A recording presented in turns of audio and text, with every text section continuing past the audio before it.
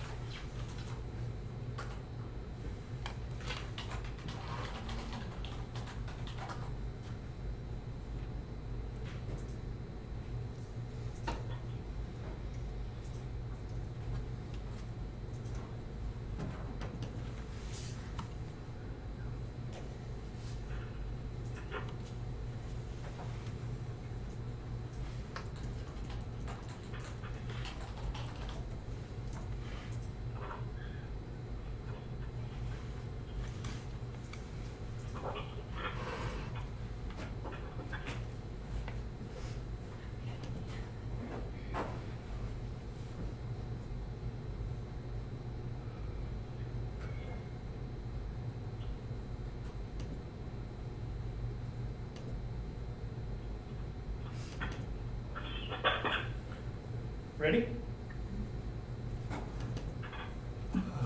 What? I am. All right, let's rock and roll. Okay. Welcome to our Benton County Board of Commissioners meeting. We're starting a little late due to technical difficulties, but we're rolling now. Why don't we do introductions in the room first, and then we'll go to the people that are calling in. I'm Pat Malone, Commissioner. Joe Kirby, County Administrator. Vance Crony, County Council. Lilia Neville, Public Information Officer. All right. Annabelle Jaramillo, Commissioner.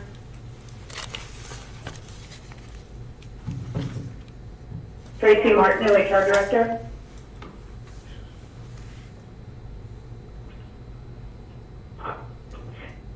Tammy Webb, Human Resources.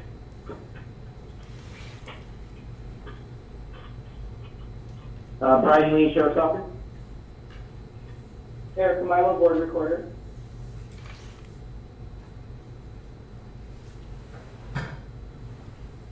Teresa Farley, Board's Office. All right. Well, Nick, I think you're on, aren't you? I am. Great. And looks like we have one guest. Sammy Alvarado, Corvallis School Board. Welcome. So I think that's everybody. Maybe next time for the remote people, we'll go alphabetically and make it. But then we'll have to figure out, I guess, alphabetically by last name. But we're getting things worked out. Well, as usual, our main topic is discussion of Emergency Operations Committee and policy direction. Would you take it away, Joe? I will. Good morning, folks. Sorry about the delay this morning. I think we got our technical difficulty resolved. Commissioners, just setting the stage for you a little bit. We are using this particular meeting as both an opportunity to update you as well as an update to put some policy discussions in front of you. Charlie Fountain and Danielle Brown were going to be joining us at the very beginning to provide an update and talk to you a little bit about their operational or their priorities, that they've given to the EOC for this current operational period, which is Monday through Friday of this week. However, due to our glitch, they are not able to join us. And so we are going to go to Brian Lee first. Brian is going to give you an update and then talk to you about a policy question. Subsequent to that, then Tracy Martineau will be speaking to you about our emergency leave policy. And then I will chat with you about a few items as well surrounding our coronavirus response. So that's what we have laid out for you today.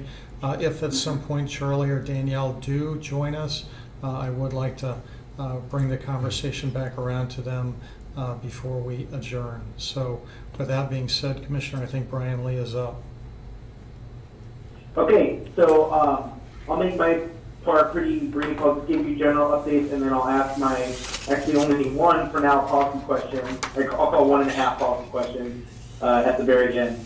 So we did have our first fatality yesterday afternoon over at Good Sam. I believe it was a woman in her 80s or 90s, and we still have 12 positive cases as well. So I just kind of wanted to give a general update there.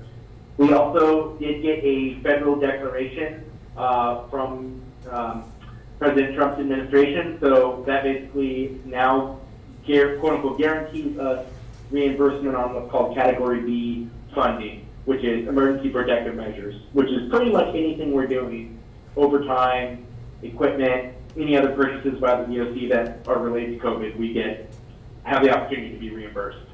So just wanted to give an update there. The priorities for the DOC right now are focusing on advanced planning, getting PPE out to healthcare partners, long-term care facilities, et cetera, and then supporting the healthcare sector as a whole. So we're doing the planning on alternate care sites and a variety of other plans looking ahead here in the next month. Some positive things, we got our volunteer donation site set up. It's at the library from 10 a.m. to 2 p.m. Monday through Friday. We got about 15 cars through there yesterday for day one. Nice small pile of PPE type donations that we're going to get out to the community. So we're really happy to have that going full, and we've gotten over 100 offers for volunteers that want to just help out. So we're trying to figure out a good pipeline to get them just-in-time training signed and out. Brian, what did you say at first, volunteer what?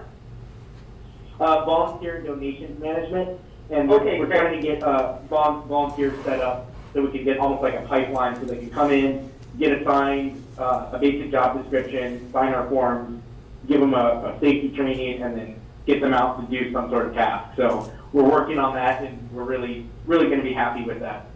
Thank you. Based on our policy discussion last week, sorry, go ahead. I have a quick Commissioner, question. I wanted to know, Brian, with our volunteer system, are we doing any background checks? I know some entities that need volunteers need to have people that have had background checks. Good question. It depends on what we're going to have them do. We could funnel them through the sheriff's office and have them sign another form to do background checks. That's our standard practice at the sheriff's office, but it was not, I guess, the standard practice as part of the county for any other volunteer function. So we were discussing that still on what we want to do. If that's something you guys would like us to do, I can discuss it with our volunteer and donations managers and have them try to set up a system where we can route as much as we can through the sheriff's office. It's a pretty quick search, as far as I understand. They just capture their info. Might need to be a dual process. There may be volunteer jobs that don't require any contact directly with our client, with vulnerable clientele, and there are others that do. So I don't know, whatever works, but I know that some of the nonprofits need volunteers, but they have to have training. Okay, and if we can direct volunteers to the nonprofits and let them do their process, that's a huge goal of ours. But otherwise, for our purposes, for example, if we set up an alternate care site, which is my next point, we are probably going to need medical volunteers, and we do have kind of a plan, and we talked to Mary Otley about that, some ideas. We would want to background check those people because they would be providing direct patient contact, possibly. So we got some ideas to make that work. I'll follow up on that a little bit more. Brian, this is Vance. I would second Zan's comment about having bifurcated process. At this juncture, rather than overloading some of our background checks or bogging things down, you might want to run through the background checks, those that are required by statute first.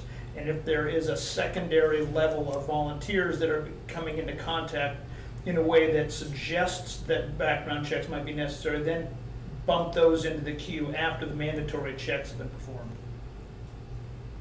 Okay, so obviously that'd be mandatory, I know, with healthcare and then anyone working with children. Absolutely, So, yes. okay, I'll outline those and talk with you in advance about anything else I'm missing, but we'll come up with a process for that. Okay, and I'm just trying to keep it as streamlined and as understandable as possible. Yeah, agreed. So we are, based on last week's discussion, planning on the fairground as an alternate care site. We're working with Good Sam and Corvallis Clinic to figure out what that looks like, figure out costing models and staffing models, and all the details top to bottom on that. So we're still in the early phases of it, but we should have a very loose framework, hopefully by Wednesday or Thursday this week. So we're really proud of that one, and that's mainly the CHD team with Kelly Howard and Tom King working on that. So we're making good progress. We've expanded the operations section a ton to add all these different positions from the health department and everyone, and we finally have everyone in the same building or in the same space, so to speak, and it's just amazing how much smoother communication's going, and we're solving problems much faster and getting in actually a flow that's working for everyone. So things are getting better and better literally every day. Couple other updates specifically on the homelessness issues and vulnerable populations issues. We have a whole branch working with that, led by Rocio from the health department, and we explored the county parks idea as well as county foreclosed properties, and there basically aren't any that are centrally located. So I talked with Lori and Mary Otley about that a bunch last week, and we don't have anything that is centrally located in the city that would work really well for the purposes we described. We also explored the portable toilets and hand washing stations. We've got a vendor, we got prices, we got all that lined out. The downside is the hand washing stations are very small. They only have small stations, and so they have to be moved indoors and secured every night. That's part of like their contract requirement. So that's one downside, and they have to be serviced regularly, which isn't the biggest deal, but it's just one other caveat. Any portable toilets that we place in the city have to be approved by basically the city parks. So that is one small hoop we have to jump through. There's already some that have been placed around at certain city parks near the men's shelter and a couple other places. I was just talking with Lieutenant Goodwin about that. So they did do some of that to help make services available. As far as I understand, I don't know if Chief McCarthy's on, but they are not going to authorize camping at city parks. And then they do have a process, though, to allow camping on private property. So if folks like faith-based community want to allow camping on their property, I know one's doing a micro shelter setup. They do have a process, it's pretty streamlined to get approvals for that. It's 30 days, and then they can do up to a 60-day extension. So basically within the next 90 days, they could allow camping at some of these private properties. So it's definitely an option, and if we were going to do that, we could help support it with portable toilets or whatever else we need to prop that up. So those are some of the options we came up with for the vulnerable population and homeless. We're working on what I'm going to call our vulnerable populations that do have a house to live in and just need additional services like medication delivery or grocery delivery. We're working on a process with our volunteer group as well as Dial-A-Bus and the Sheriff's Office to figure out how we can coordinate that together. So just to help them if they just need extra services like that. So that was kind of the general update. The last one I want to share, and then I'll dive into my question and answer any other questions you have, is we started a PPE allocation committee. It was the county fire chief, the EMS chief, myself, a hospital clinic representative, and health department representative. And we decided to, of course, go with OHA guidelines for the most part, but also give long-term care facilities and community service partners that are working with vulnerable populations of the homeless to get them some PPE as well. So that's outside of OHA guidelines, but we feel like the need and importance to help those folks is a high priority for not only the commissioners, but the community in general. So we're going to help them get some of their PPE needs met as well. So that leads me really to my question. My only follow-up question is sort of twofold. And we don't have to, I guess, have a solid answer this second, but I do need some sort of guidance on it. Do we want to purchase PPE supplies if we find vendors for the county, for the greater community? Not necessarily for individual citizens, but for emergency use of the healthcare sectors, for our own city county government use, for use at the alternate care site. Do we want to do that? It sort of is, there's pros and cons of opening a door. I mean, Vance could probably chime in more, and probably Mary, I don't think she was on, about spending tax dollars, county general fund dollars on supplies for private sector.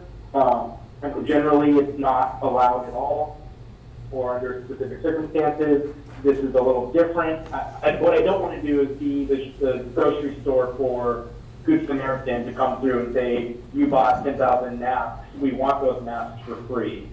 But I also don't want to have these vendors get supply in and then no one in our community getting them, and then they run out. So, and with that, there's also a whole volunteer sewing brigade that are willing to make things. Our key shortage right now is actually gowns. And we're talking about they've offered to make reusable gowns. But they were asking if we could either find, donate, purchase base materials for them. So that'd be like Tyvek or some cloth that they could use, and then they would do all the labor to get them up and give them to us so we can distribute them. So those are sort of my questions. Is, do we want to open the door of purchasing PPE supplies in preparation for alternate care sites that we are going to help run, or for other emergency uses? And do we want to purchase base materials to help community members make improvised PPE supplies? And maybe not a dollar amount, but are we okay with the general concept? And then we can go from there about how much to actually get. So, Brian, I think the question about whether or not we can provide these supplies for the private sector, I think the answer is a strong yes. What you're describing for the PPE, both for Benton County and for the private, clearly falls under the scope of the emergency declaration, which is to respond to and address the COVID-19 virus outbreak. Obviously, that entails more than just providing supplies for the government and nonprofit. It also requires, it allows us to provide protective or prophylactic type equipment to the general population to prevent the spread and to ensure that we contain the virus pandemic. So I think we are in good shape in terms of allowing purchase of PPE for a variety of purposes. Brian, Okay. Joe Kirby. Brian, I think before the board, before you ask the board to respond, I think it'd be helpful for them to have additional insight regarding our current inventory of PPE. And you mentioned that we have a group that is providing oversight about how that is distributed. So talk about what our current inventory looks like, so the board has that context. Okay, so our current inventory, I'll use the just broad overview of masks, gloves, and gowns. So masks, we have about a little under 18,095 masks. The average burn rate of mask use at just Good Samaritan Hospital today, with their few number of active cases, per week is just under 3,000. So we see 3,000 masks every week, and that's with this low level. If they get a lot more cases, that will obviously go up significantly. So if they don't give masks to anybody else other than just Good Sam, they have about 4 weeks worth, give or take. Best case scenario for them. Gowns we have about 5,000. Good Sam uses 4,700 every week. So we basically have enough for 1 week for that. And then gloves, we have 500,000 or so. So we have a lot of gloves. Gloves are actually the area that we're not hurting for. But gowns are the area that we are. So it's kind of all over the board about our status. And what that looks like stacked up visually is we have about 10 pallets full, mainly of gloves, and then other random PPE supplies. So that's kind of what the visual is. We don't know what we're expected to get from the federal government. There's been no information on rough numbers or pallet counts or anything. So we might only get masks and no gowns, or we might get a whole mishmash of things. And there's just no way to know right now. Brian, this is Commissioner Malone. On stocking up, I appreciate the inventory numbers, but currently, but we don't know where we're headed, and just like most of us buy insurance that we may not ever use or rarely use, to have a good supply of basic PPE equipment just seems prudent, because we don't know Okay.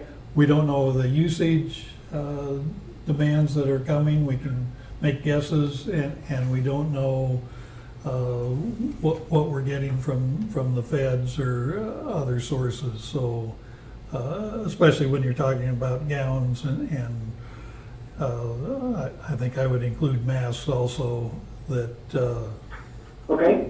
that and it's your judgment, but if there is a supply now, I think we would be prudent to secure some. Okay.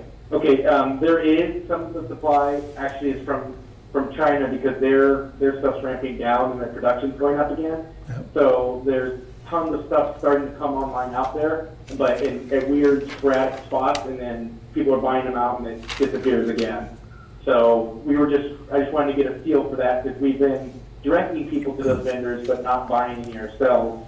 And maybe, I guess it sounds like a prudent thing to do is at least buy some ourselves and direct people to those vendors.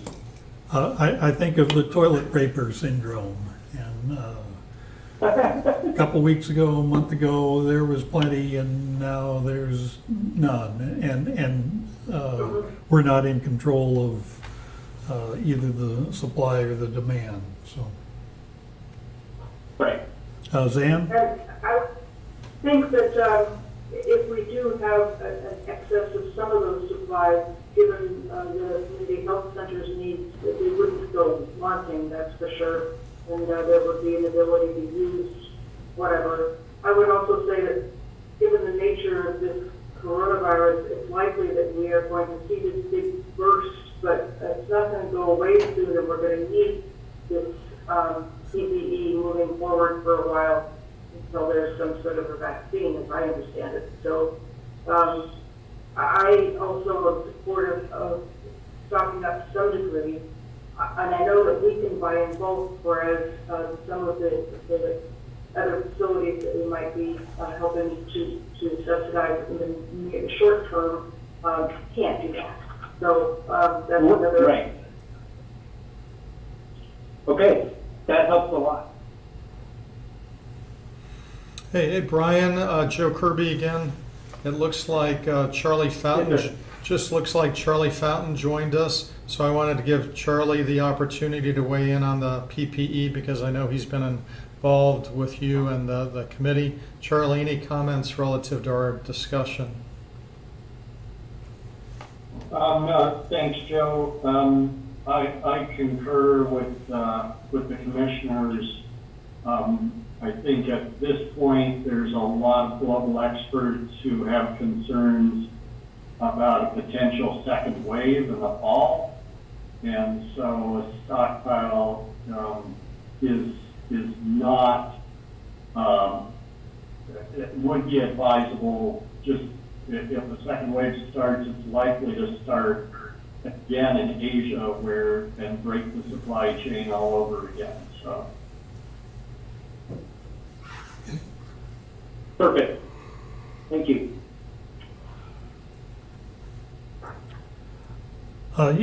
You had a second question, Brian, about volunteers being willing to make equipment, and to me that one's not as clear. What trying to make our own versus buying. I think, Right. to me, if they're available store-bought and ready to go, I think that might be a cleaner way to proceed. And I appreciate people volunteering, but we may want to, and this is the call of the people on the front lines, but I don't think at this point we're that much in need of trying to do it yourself. Okay, and I'll to shine a little just light on it. Like, so what's come up is this sewing brigade produced, I want to say like 10,000 cloth masks, and gave a bunch of them to Good Samaritan, and then Good Samaritan has rules against using cloth masks during patient interactions. Right. Mainly, it's arguable about efficacy, but just generally speaking, they are required by the state to use the most effective PPE based on their policies before they use improvised PPE. And the state hasn't adjusted that or planned ahead at all. So even the idea of using, gowns or coveralls, like the old ones that used to be able to be washed, has not really been discussed other than the state saying, well, that's all you have and that's all you have. But that's not a clear enough answer for folks to say, if that's what we're getting down to, then that's what you need to use. So the example is, according to some Good Samaritan nurses who've been very vocal about it, when they are not handling or interacting with a person under investigation or confirmed positive COVID-19, they are not given an N95 mask to wear. They're given an earlobe mask at most, and people feel like they should be able to wear the cloth mask or any other mask throughout their day, throughout patient interaction at any time. And if that's nothing we have control over, it's more just an example of how there is a use for the cloth masks and the homemade options, and we're trying to balance if we don't do something now when we need them, it'll still be a week out. I just kind of want to get a pulse. We all here have mixed feelings both ways. Well, if we want them to make them, we need to maybe supply them some materials and help them. But at the same time, we don't know if like Good Sam is even going to use those, or we would use them at an alternate care site unless we absolutely had to. So it's kind of both ideas, and that's why I was trying to get a sense from you guys how you felt. And maybe Charlie can weigh in. Charlie, do you have a thought? Well, as a nurse, the whole idea of homemade PPE is gives me pause. Okay. And frankly, even some of the materials, some of the supplies that are coming online,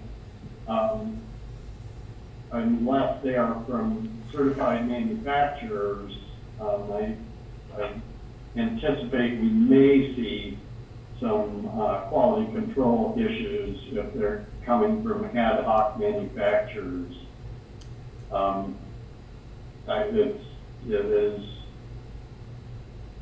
I think it would really completely depend on what kind of fabric is being used and what's going on with a homemade mask. Well, and Okay. Brian and Charlie, to me, it sounds like that would require a lot of oversight and kind of digging into supply, and if acceptable PPE materials, finished materials are available, I think that should be the preferred route. But again, that's an inventory question.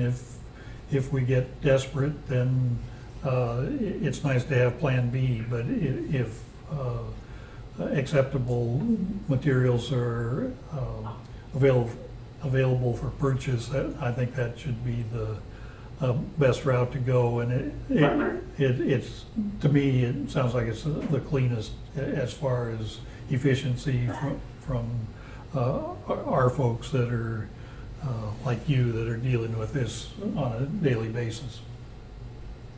Yeah, I have no problem with homemade PPE on the street or for personal protection, or for, you know, our community organizations, to maintain support, supply, whether that is a checker at a store, whether that's somebody working at food supply or other vulnerable population support. My concern is with the medical system, where they're working directly with people that are known in an environment where there is no viral transmission. But I definitely think that other protection, just droplet protection that could be provided by a cloth mask, has its place. Okay. So then I will not pursue the, like, purchasing of materials for them to use. If they want to make gowns and coveralls, we can say that that's good for certain uses, but we're not going to give them materials to do that. So that sounds, we'll make our messaging very clear, Charlie. I'll talk to you more about that one.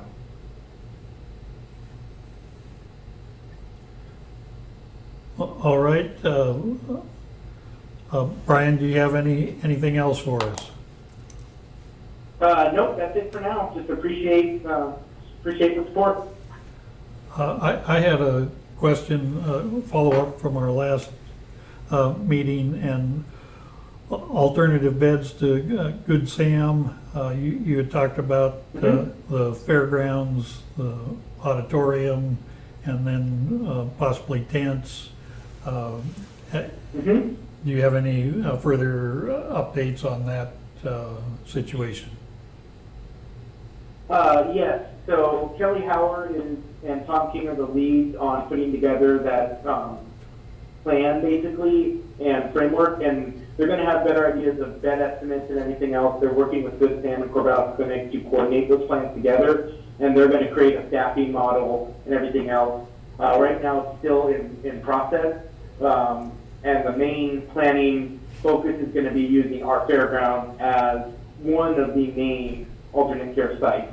And the idea right now, or the concept, and Charlie can jump in there if I'm totally off, is that we would use that site not for COVID-19 positive people, because they would be at the hospital or some of the remote clinics out on the hospital campus, but it should be for the other palliative care folks who just need medical care and check-in, but sort of a pseudo inpatient setting, but not a high-level ventilator level care. So hopefully they're going to create some sort of almost medical risk matrix that we could use to say, yes, this person would be good for this area, and we can have basic trained medical staff there, but these other patients are higher risk or need a higher level of care, and so they need to stay in the hospital, more of the higher level professional setting. Great. Thanks. Yep. Commissioners, what I would suggest is that we go back to Charlie for now. Charlie was going to kick off our meeting with talking a little bit about the health department's operational priorities for the Emergency Operations Center for this current operational period.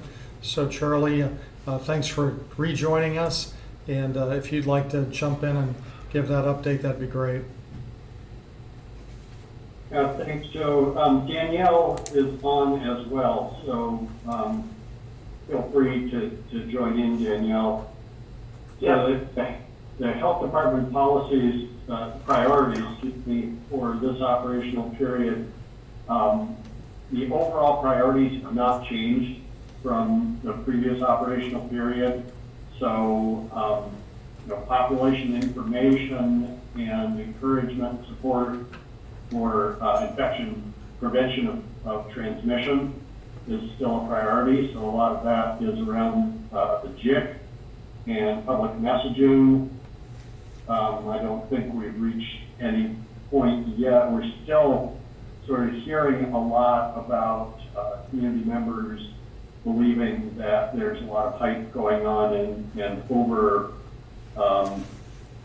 preparation and exaggeration, but we have not been seeing evidence of sort of precaution fatigue yet, but we're watching for that. Our second priority is coordination and fortifying the medical system. A lot of that is what we were just talking about with Brian, and development of the alternative care sites, the PPE issues, their local manufacturers producing hand sanitizer. People are really stepping up on this, but that system definitely will continue to need support as we start seeing more and more cases, and the medical system starts getting stressed even more, and healthcare workers start being affected more. And then the third is also references some of the points that were just made about alternative care site planning, strengthening and coordinating efforts to protect and care for the highest risk populations. And again, we have a series of vulnerable and high-risk populations that we're working very hard with. A lot of effort going into supporting long-term care facilities, both with materials, but also technical assistance and just providing the kind of technical support that they need. They always operate short-handed, and so we have a couple of people in messaging and in communicable relief that are providing daily check-in with those folks. Large group working on preparations for with the homeless advocate group, and then still need more effort, some work towards helping to use neighborhood associations, rural associations, granges, to do outreach to isolated seniors or disabled individuals, making sure they are getting checked on and making sure that there's support. I think neighborhoods are doing a great job. We may need a little more coordinated effort to assure that that's going on in all places. Danielle? Thanks, Charlie. I think what I would like to add is on the priorities that we emailed out, you'll see under the number headings, there's different italicized and bolded groups. What we've done is created the 4, soon to be 5 separate work sections that are really focused on specific tasks.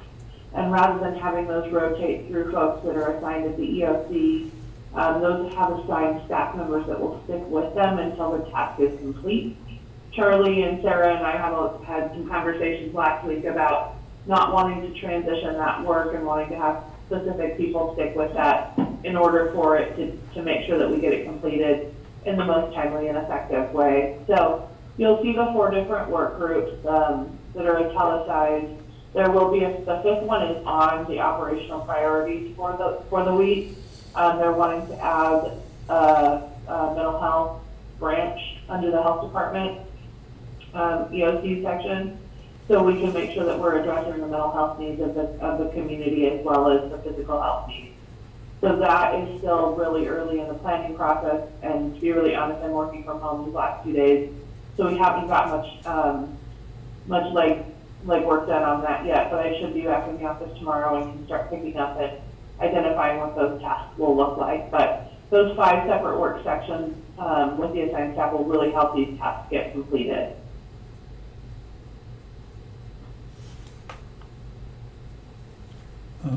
Great. I'm following along on your priorities dated 3/24, so a long week ago, and I appreciate having that roadmap, and it sounds like you're making good progress. Commissioner Hey, Malone? Commissioner Malone, there should have been a new set that came out over the weekend that I'm happy to forward to you guys if you did not receive those. There was updated priorities that came out. Danielle, I did forward those to the board this morning. Perfect, okay. Thank you. I have a couple of questions, Sunday. In those priorities, one of the comments is that there's also some folks working on with the farm worker community, and I was wondering whether you can tell us any more about that. And then I have another question related to long-term care facilities and the fact that we had one positive at a facility. Do we expect that we might have some sort of a real hotspot? Is there any potential for that, or was that a pretty isolated sort of case? Dan, I missed the beginning of the question. Were you asking about the migrant farm workers? Yes, that was my first question. What are we doing, and what is our strategy there if we have one yet? Rocio Munoz is working really, really closely with the migrant farm workers. Anna Luz has also been assigned to the JIC to help with some translation. So Rocio has been assigned as the lead for our homeless and vulnerable populations work group and is leading that. She's done a ton of outreach with those rural and migrant farm worker communities. There's still a lot of work to be done, but I think she's set a good groundwork for that. Charlie, do you have anything to add? No, just the only thing I'd add is there's also a work group that was already organized under the CHIP priorities around food security, and they are tied in with that migrant and seasonal farm worker, but also with the other vulnerable populations groups, helping to modify and assure food supply across that, and to the many more people who are at risk due to unemployment. Yeah.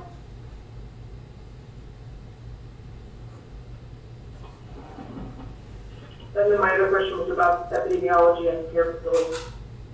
A huge concern. We have a number of tests out. We're very concerned about one long-term care facility, working with them literally by the hour. We may well have every indication that we have one facility that may indeed have multiple cases. They've been working very hard on cohorting. Fortunately, we have the space to cohort their residents. They're doing a fantastic job, but of course, like all those facilities with limited staff and limited resources, but we are working with all of them on a minimum of a daily basis. Char Yeager and one of our public health nurses and other of Sarah's public health staff are fully dedicated to long-term care facilities. And then Mary and Gerald and another nurse are assisting as investigations demand more capacity. Thank you.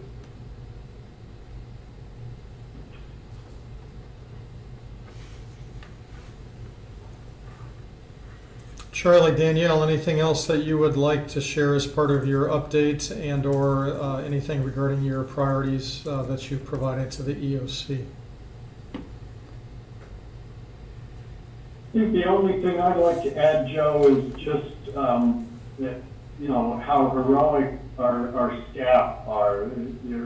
They are really stepping up, and a lot of them, in unfamiliar circumstances, unfamiliar programs, working from home, tremendous amount of discipline, tremendous amount of initiative. So, any support and congratulations and recognition that there's been offered to county staff, whether they're at the EOC, whether they're assisting, with unfamiliar programs or whether they're, leading familiar ones and helping other staff get oriented and support. It's really heartening and humbling to see the work that everyone's doing. Okay, Yeah, I'd like to echo what Charlie said, and I'd like to specifically call out Sarah Hartstein, who's taken on a tremendous amount of work. She just was promoted to the Healthy Communities Division manager position, Charlie, like 3 weeks ago or something, 2 weeks ago, and has stepped in and is just doing a tremendous job at the EOC, so just want to specifically identify her. great. Charlie, a couple weeks ago, I asked you what inning you thought we were in, and it was something like top of the first. At this point, where do you think we are in the process? And I realize that's a guess, but Boy, it's a complete guess, Commissioner. I think here on the West Coast, we're still pretty early.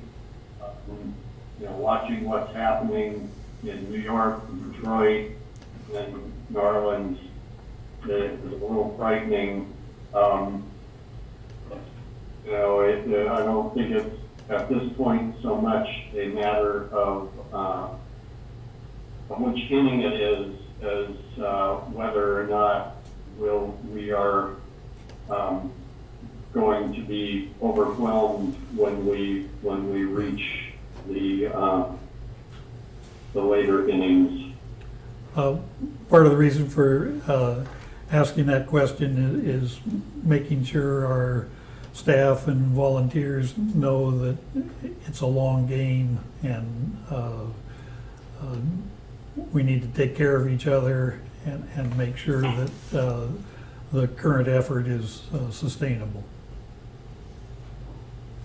Yeah, we've been doing some, people have been putting in some incredibly long hours, and, in my programs, the latter part of last week and this week, we've actually gone back and really tried hard to do some more realistic scheduling and be able to provide people with some time to take care of their personal business. That may sacrifice a little bit of the productivity that we've seen in the earlier parts of March, but if we kept up the pace that we had then, we're going to start breaking people. Zan?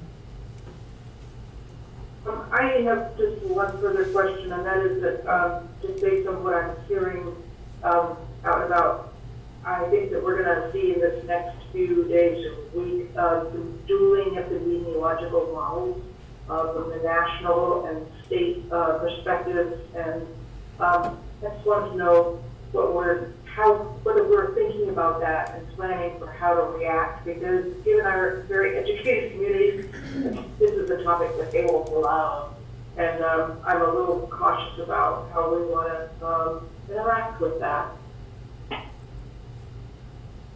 Yeah, Dr. Thompson and Peter Banworth in particular, but other members of the planning section have been watching the various models really closely and trying to do some local small population modeling off of those to provide Brian, McCarthy, and the rest of the EOC leadership in the hospital with some concept of when they might anticipate a peak hitting.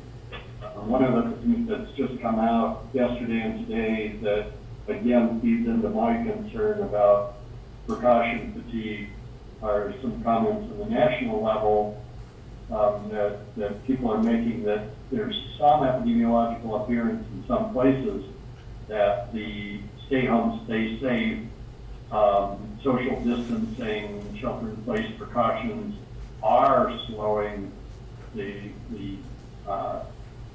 pace of new cases in some locations, and I just think it's going to be really important it's sort of a dual-edged sword.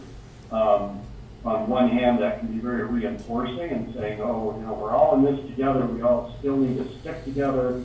We each need to do our part and stay isolated and hold this off.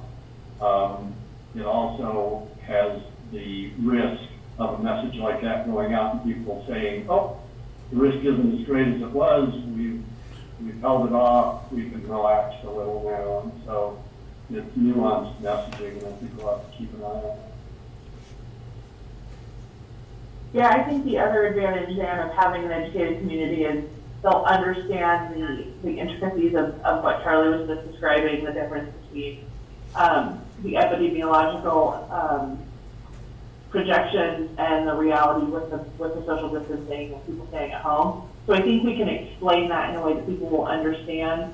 I know the state is coming out with some projections that seem much more optimistic than what Peter had come up with in terms of the local expectations. So I think you can I think that's pretty easy to explain because folks are educated with projections versus reality in terms of all of the safeguards that have been put in place to help people stay healthy. Thank you. Anything else for Charlie or Danielle? We really appreciate your efforts and thanks for the update.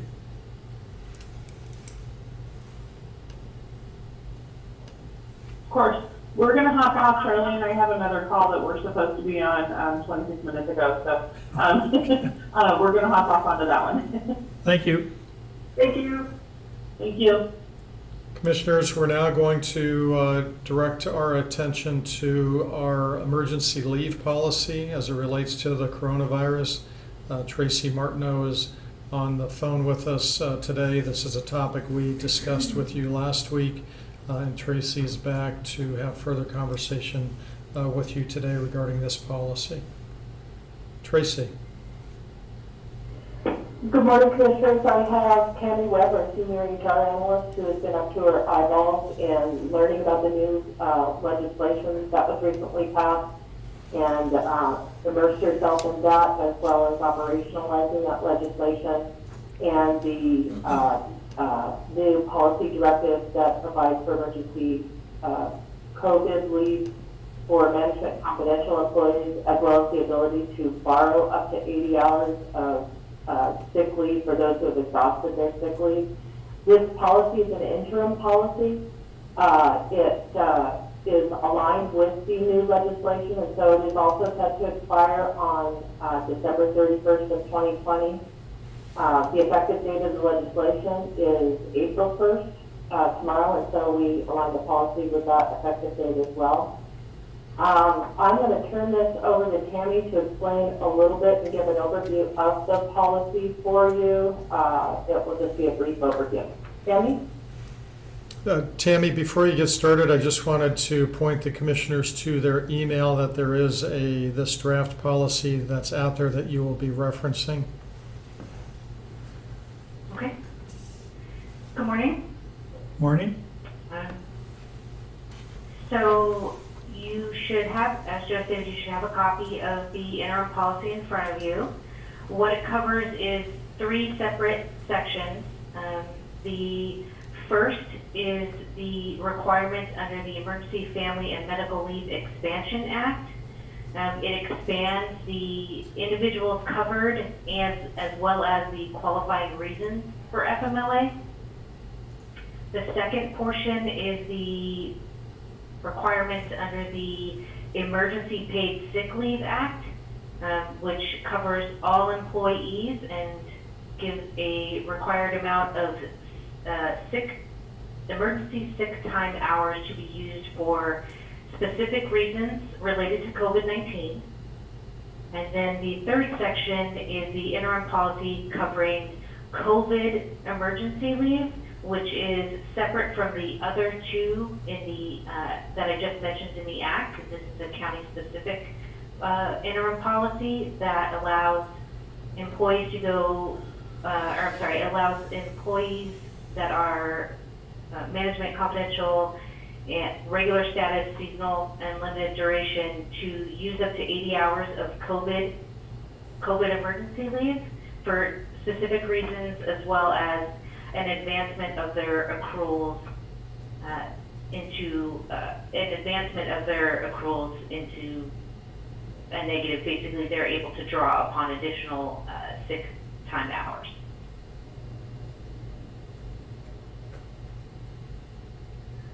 So I'll just interject quickly. As you can see, this adds several layers of complexity to an already complex lease environment that we have in Oregon. Tammy is also putting together training for managers, supervisors, and the HR liaisons out in the department. That will roll out in the next week or two. Yeah, Tammy, this is a very complex piece. It's, I admire you for being able to sort it all out. It's almost like we need a decision tree, you know, to be able to sort out what kind of leave someone should take when, and to help our employees work their way through this. I have one question, and that is, does this policy basically put it in place for non-reps what we codified for AFSCME? The third section does, yes. Okay, thanks. So just so that you're aware, the policy is written based upon the current Department of Labor guidelines. However, as you are aware, they are ever changing. So as they produce new guidelines or give recommendations, this policy may change slightly.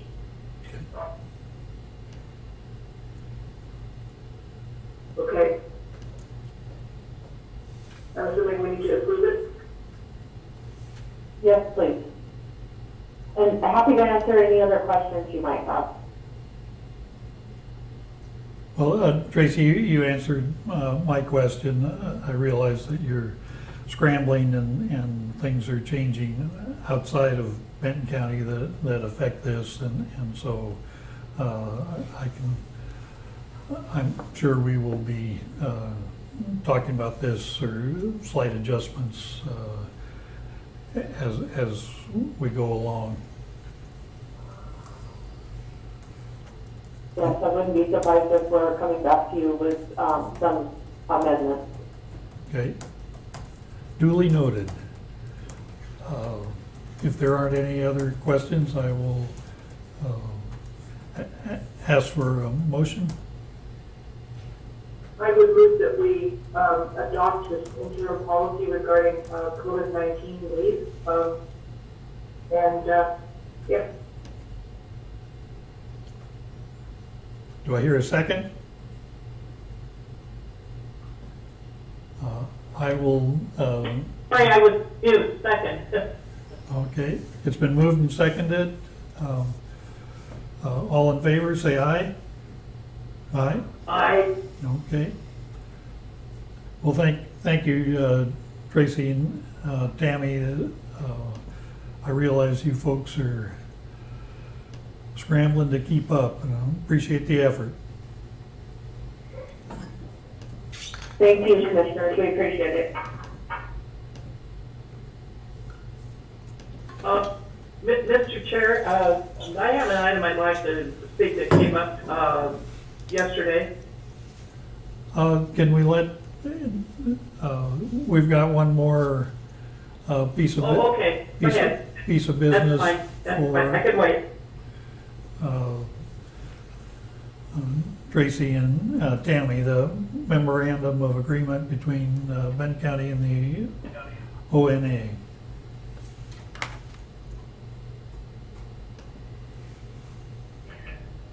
Oh, apologies for that.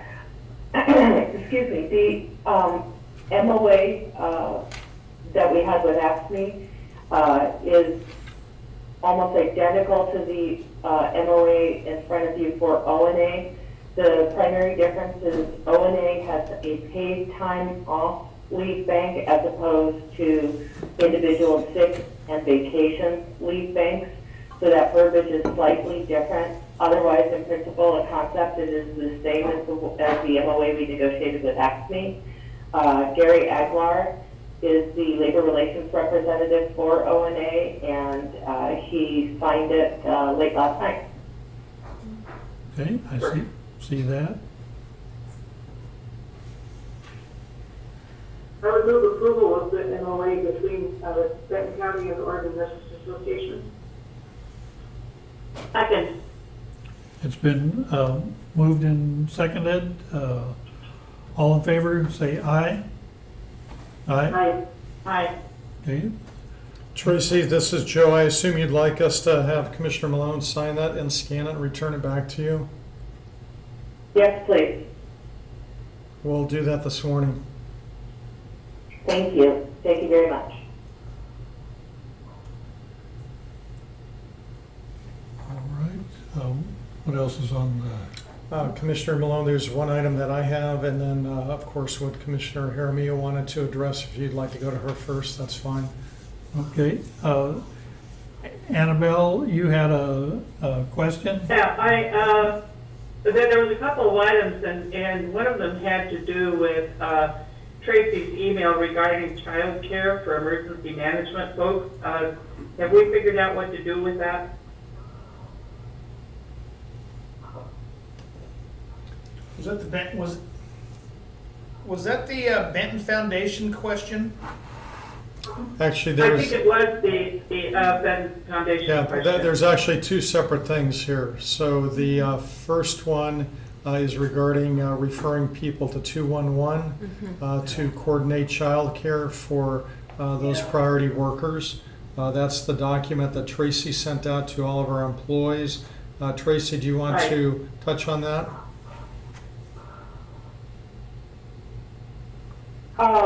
Sure, I can. I don't know if Lilia is still on the call or not. Lilia is, yes. Okay.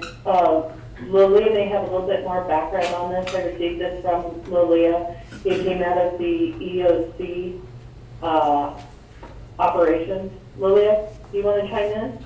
Yeah, I'd be happy to. Joe Haslin, I can talk at things though, Vance. Yes, I'd be happy to. So that request came from the liaisons branch of the Emergency Operations Center. And it is, as Joe mentioned, an informative update that individuals who are responding to COVID-19 may call 211 for a directory of child care facilities that are still open. And so it was simply a part of the EOC's strategy to provide supportive resources to the folks who are responding during this time.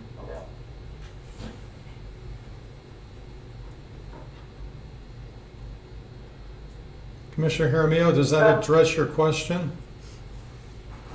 Yeah, I just wanted to know a little bit more about it, and my question also had to do with the request by the Benton County Foundation, and I didn't know if we needed to talk about that, or because they are requesting some funding.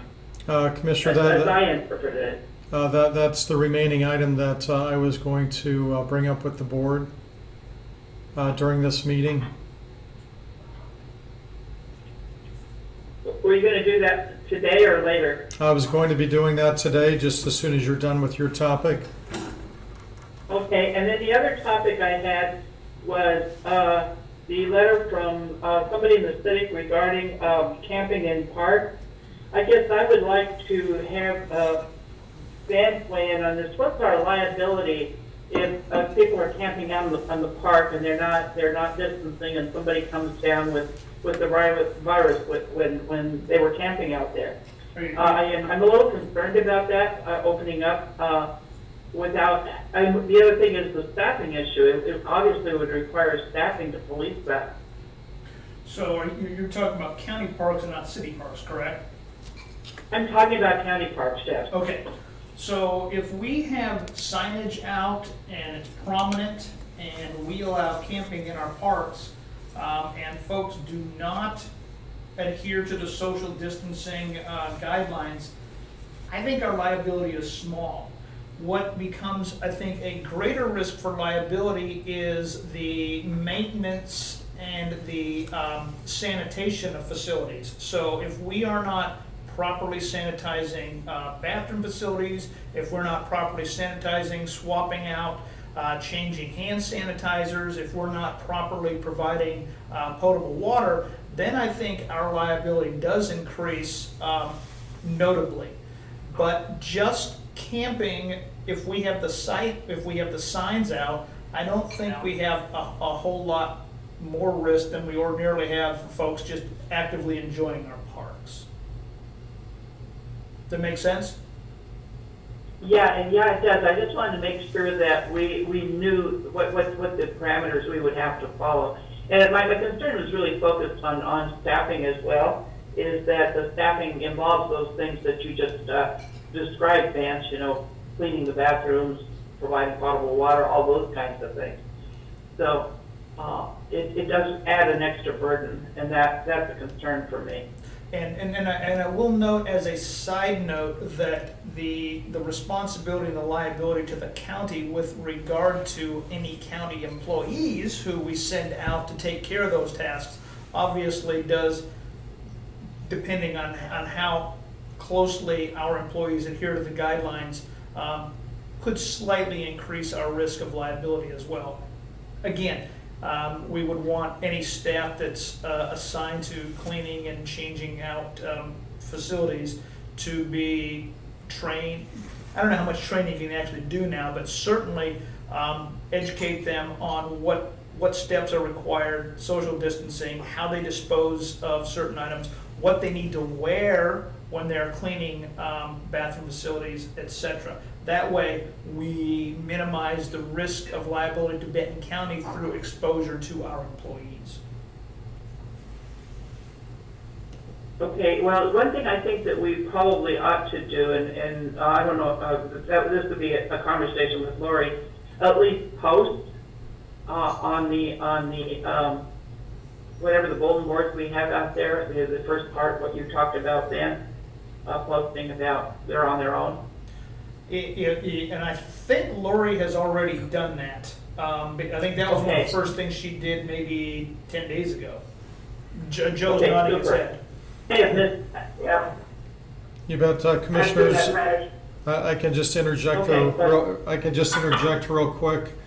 Keep in mind that every morning at 8 a.m. I'm having a meeting with my executive team members. We talk about issues such as this.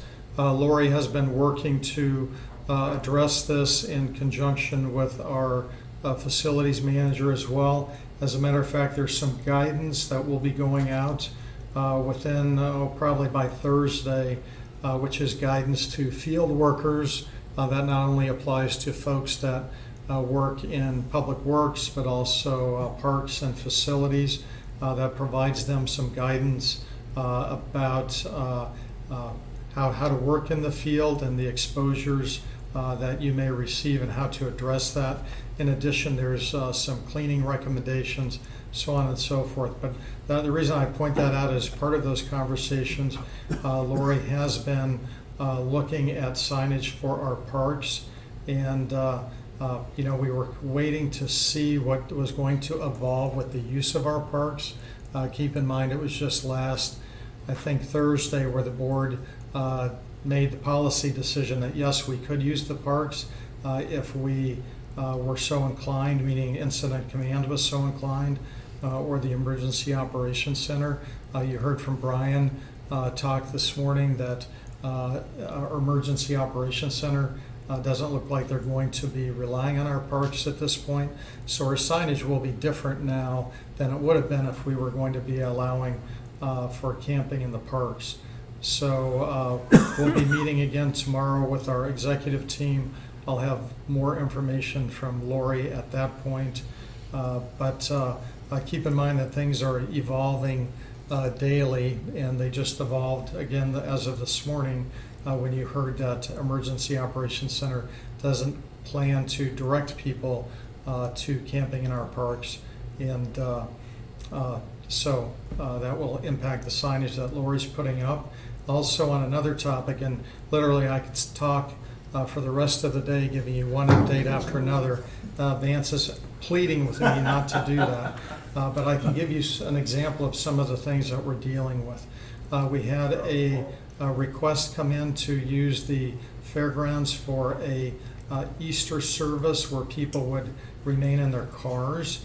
And so our executive team discussed that. We talked with the Office of Emergency Management at the state level. Based on their guidance, we have decided that that would be a real challenge to, if you will, police as to whether or not people were staying in their cars and all of the logistics that it would involve, and also keeping in mind that there are other ways to still do that. So we decided against allowing that use out at the fairgrounds for Easter. In addition, we have, as you heard Brian talking about, the establishment of an alternative care site out at the fairgrounds. We're trying not to have varying uses conflict out at the fairgrounds, and we're trying to reserve the use of the fairgrounds for the primary purpose, which is addressing the health, safety, and welfare of the community. And right now, we're focusing that on the alternative care site discussion. So some of the items they're just bubbling up, new items every day, and the Easter service one at the fairgrounds was an example of that.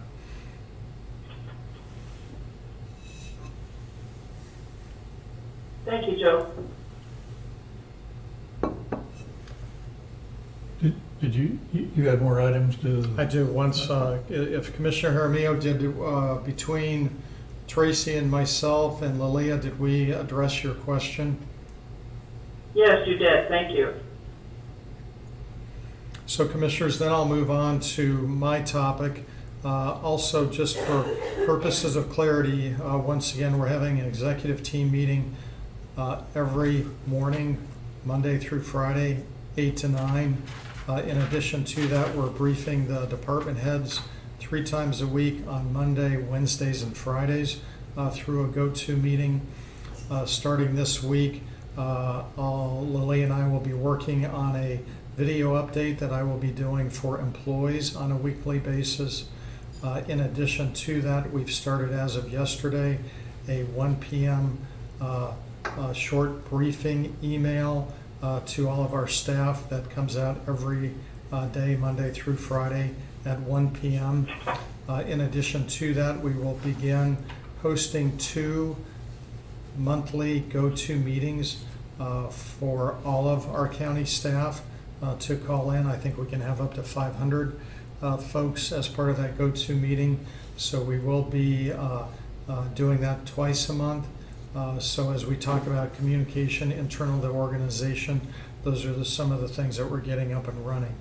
What I did want to point your attention to is an email that I received last Thursday, from the Benton Community Foundation, making certain requests of both Benton County as well as the City of Corvallis.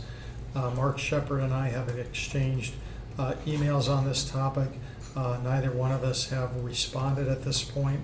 I did want to bring this to your attention because there really are some policy decisions within that email request. Let me just summarize it for folks who have not seen this. The email acknowledges the difficulty that nonprofits are running into from a resource standpoint, including money, laying the ground, and the request for the county helping to sustain some of the nonprofit operations that relate to food banks, sheltering, child care centers for first responders, that type of thing. The email also goes on to request that we backfill some of the needs of the nonprofits by hiring laid off folks that could then in turn support the nonprofits, and I think looking for funding in order to do that. And then thirdly, about opening public bathrooms up and making sure that they are sanitized properly and could be used by the public. So in a nutshell, that is the request that's come forward for me. Really, the first 2 points are more policy. The last one is really a discussion between our Parks Director in the city as well as Emergency Operations Center regarding the restrooms. But the first 2 are really feedback that I need from the board as it relates to how you would like us to handle these requests. This is likely the first of many that we will begin receiving.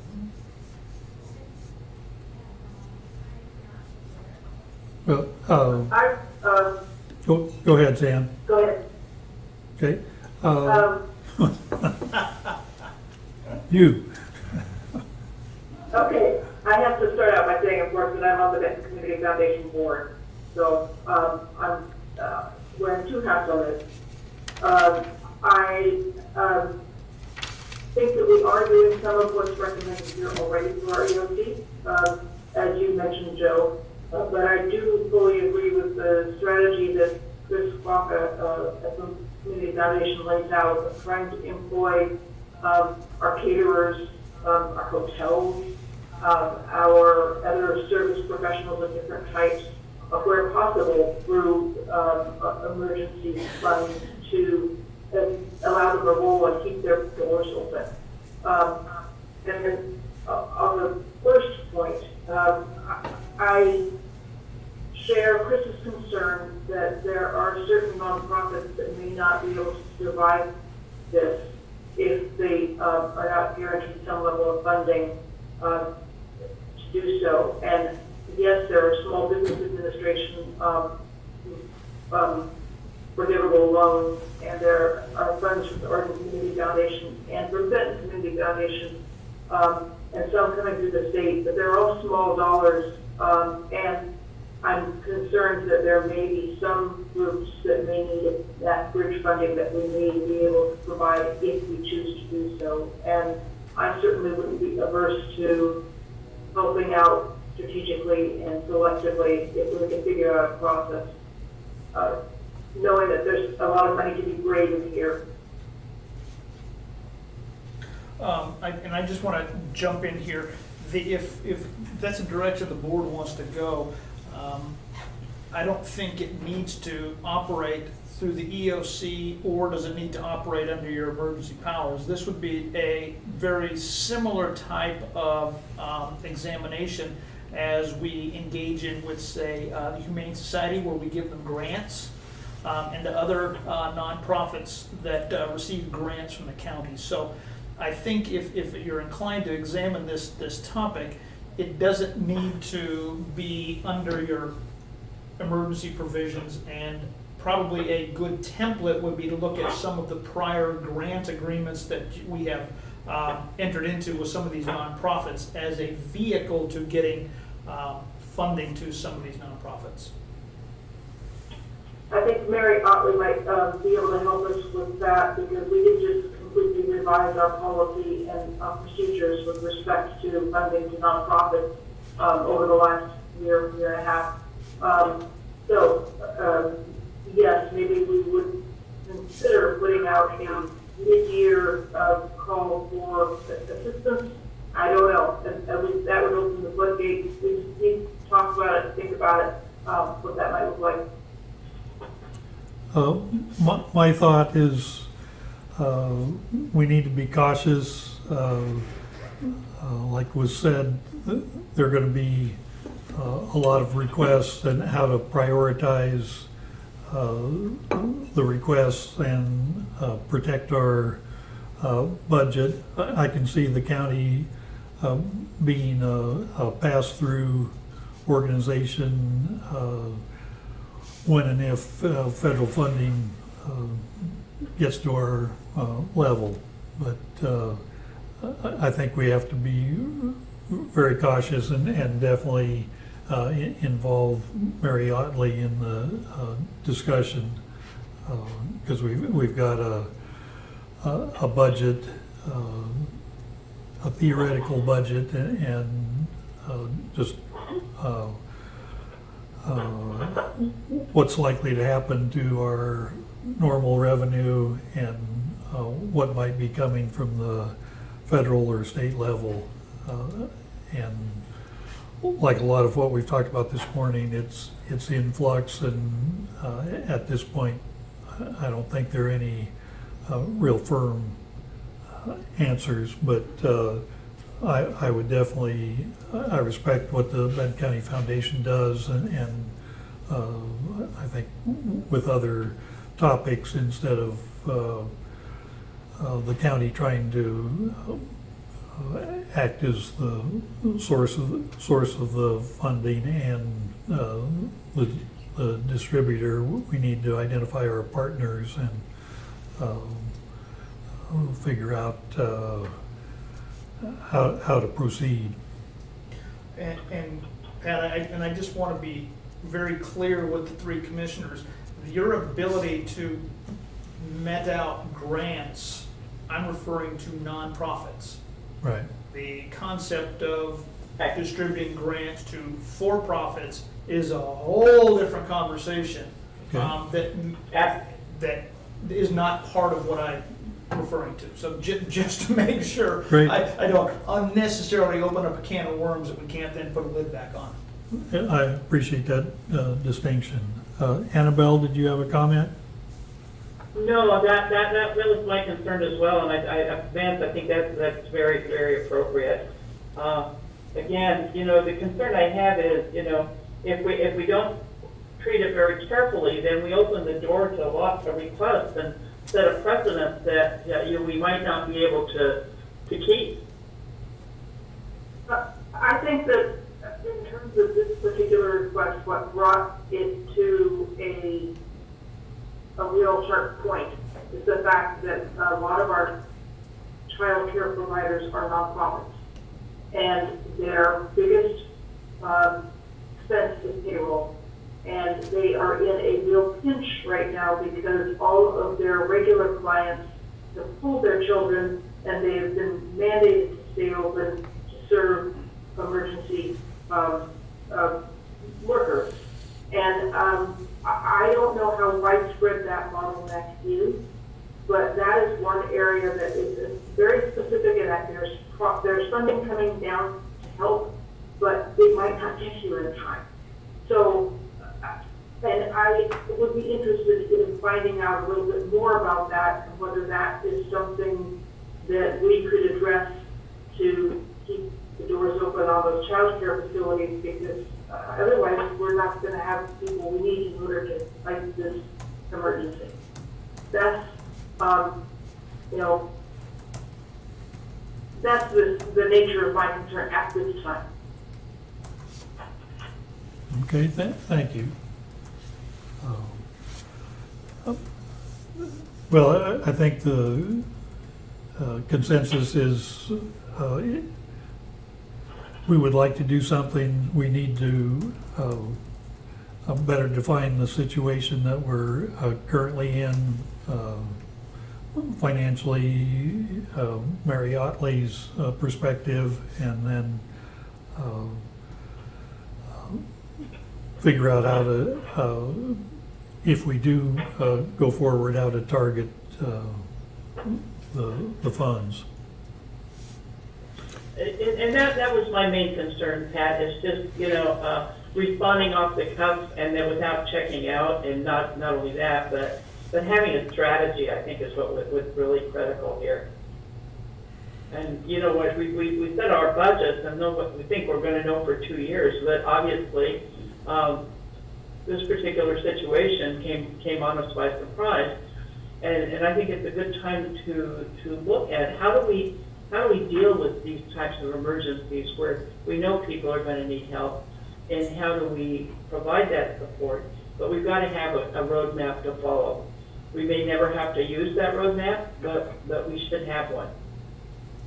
Well, I think we need at a meeting fairly soon to, I guess we need to put Mary Otley on notice that we'd like an update on what she thinks of our budget and what kind of flexibility that we might have.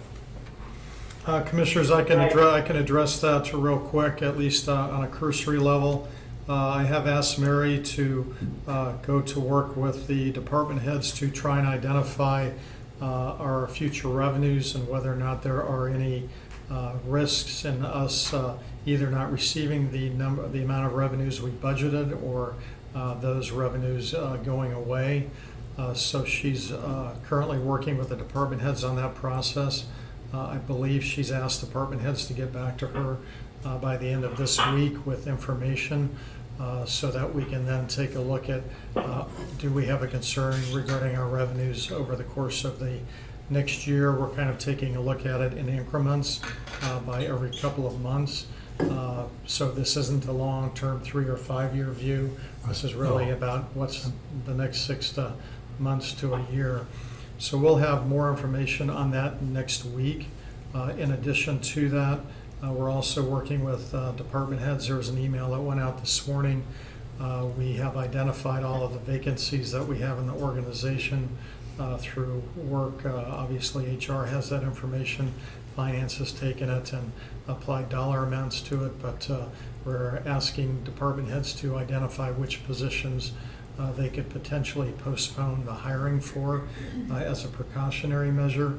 Right now, we're not at the point where we're recommending a hiring freeze, but I can tell you we're beginning to dip our toes in that water about being more cautious from a hiring perspective.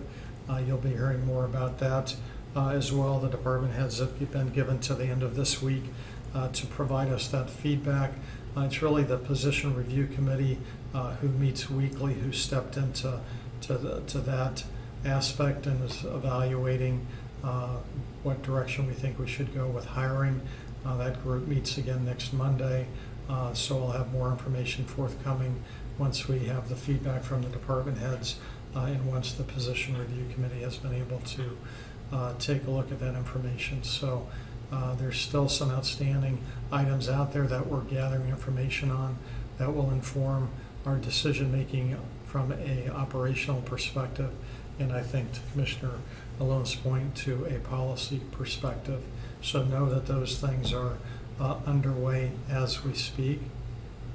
Okay, maybe the way to proceed is ask Mary Otley when she thinks she would be able to give us some information on like an updated revenue forecast. And instead of telling her on such a date, ask her, because she's gathering the information and sometimes a couple days more, you get a better picture. But and that's really the intent of us putting this information together. Realistically, it's going to be another week.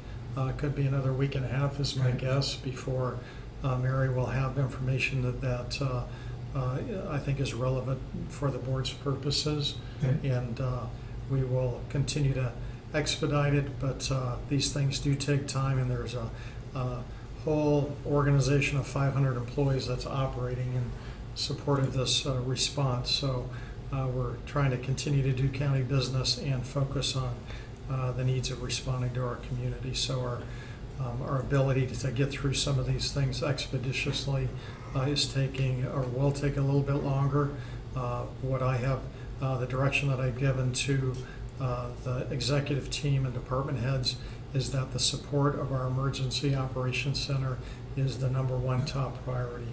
So everything else is after that. So just want to manage the board's expectations regarding our ability to turn things around on a dime right now. Okay. Is it accurate to, if we need to respond to the Benton County Foundation, that we're working on it and it will, we may have more information by the end of next week, but that's the best we can do at this point. And I will update the Benton Community Foundation through their director in regards to his particular response.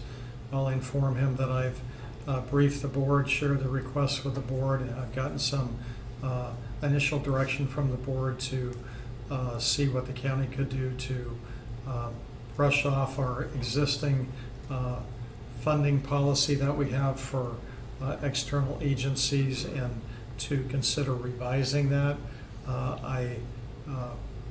We can certainly work, once again, this involves Mary Otley and her staff, so I would imagine it's going to take us probably at least a good week to be able to do that. But once again, I'll have to get feedback from her. Sure. And also, just so you know, in the interim, since last Tuesday, we've been working behind the scenes with Kate Porsche. And you, commissioners, you had a interface with Kate from our Economic Development Office last Tuesday. You provided her and Mary Otley and I with the direction to go off and meet and to determine if the county could bring any funds to the table to help small businesses. We have met since that time, and this Thursday you'll be hearing more about our recommended response to your question.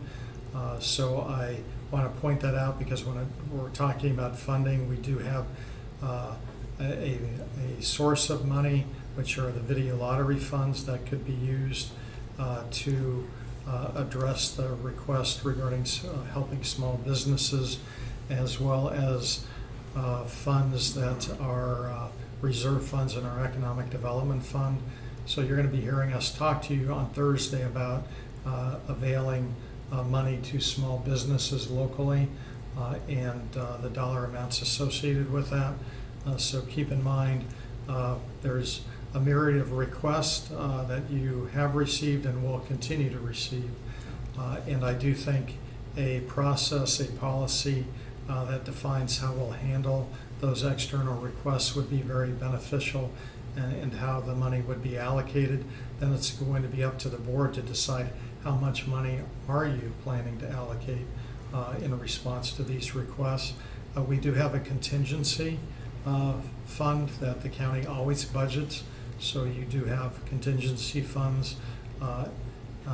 You have access to those, and we can talk to you more about that when we bring this policy back to you regarding the external agency funding. So it's not that we don't have provisions in place, it's what priority do you put on these various requests that the counties get receiving.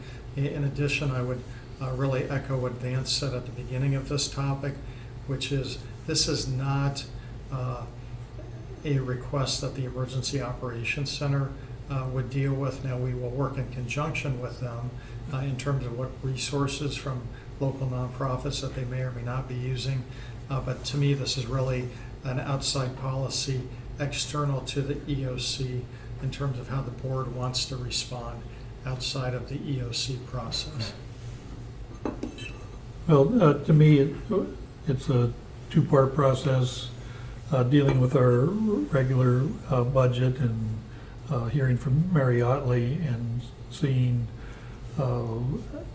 if we want to change our priorities on the overall budget, and then if there are some funds available, how to set priorities to distribute those. Zan, did you have a question or comment? No, I guess I just a bit of a fine tuning. There really are two strands of funding. One being through the Emergency Operations Center and things that may be reimbursable by FEMA down the road in terms of working with vulnerable populations, so on and so forth. And then just keeping those nonprofits alive so that they can serve the community in the long term after this pandemic is dealt with. So they're parallel, and we have to be making sure we intertwine those decision processes. So thank you. Okay. Agreed. I think that's great clarity. Do you have anything more? I do not, commissioners, at this point. We'll try and target a discussion either, it's probably going to be next Thursday on this topic, frankly. So a little bit over a week from now to bring this topic back to you. If we're not able to meet that target, then I will communicate that to you via email. And when we do think we can bring it back to you, we're not going to waste our time, but there are a lot of competing priorities right now, and so we will do our hardest to proceed and keep the conversation alive in front of you and providing you with information to make decisions on. Oh, Zan? I have one last question, that is, schedule-wise, are we having our standard management team meeting tomorrow, or how's that gonna work? We're having our 1:30 monthly standing department head meeting. It will primarily focus on things surrounding coronavirus. And that will be a go-to meeting. And that's tomorrow? That's correct. Yeah, quick, Okay. this is Nick, clarification, Joe, that's 1 to 3, not 1:30. So Great. start time is 1 o'clock. Thank you, Nick.